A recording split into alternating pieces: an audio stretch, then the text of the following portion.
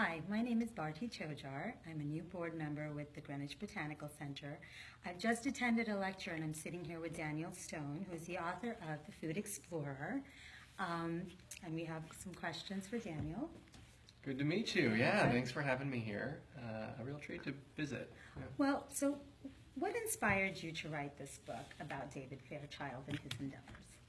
I've always been interested in plants, in adventure, exploration, and science. Fairchild was a man who lived about 100 years ago and embodied all of those things. He was a plant explorer in search of new foods and new crops. And I learned about him at National Geographic, and I dug into his legacy and of his work and of his family and writings to pull together a portrait of his life and his travels and his contributions botanically to what we grow and what we eat every day. Daniel, please tell us a little bit about the process of writing this book and all the different steps that you went through to do this project. Yeah, I learned about Fairchild one day and I started digging a little deeper and deeper.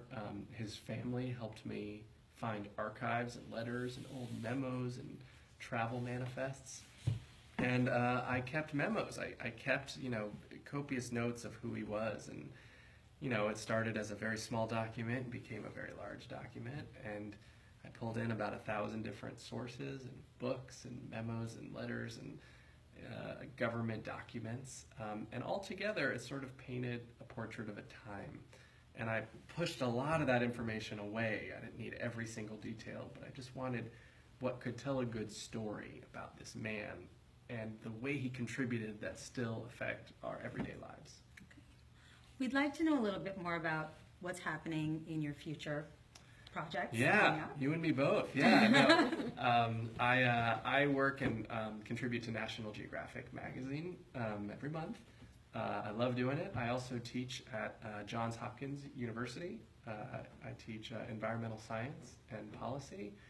And I'm always looking for opportunities to get out in the field and farm or grow plants in my own garden, and then to write about them, to find people who are doing amazing things, making great contributions to botany and agriculture and horticulture, and tell their stories and talk about how important plants are and how we depend on them, and really, base our life on people who know what to do with plants. Well, we do look forward to hearing and seeing all you have going forward in the future projects of yours. And thank you so much for being here. Thank you. Thank you all for watching, and please tag your friends and tell them about Greenwich Botanical Center.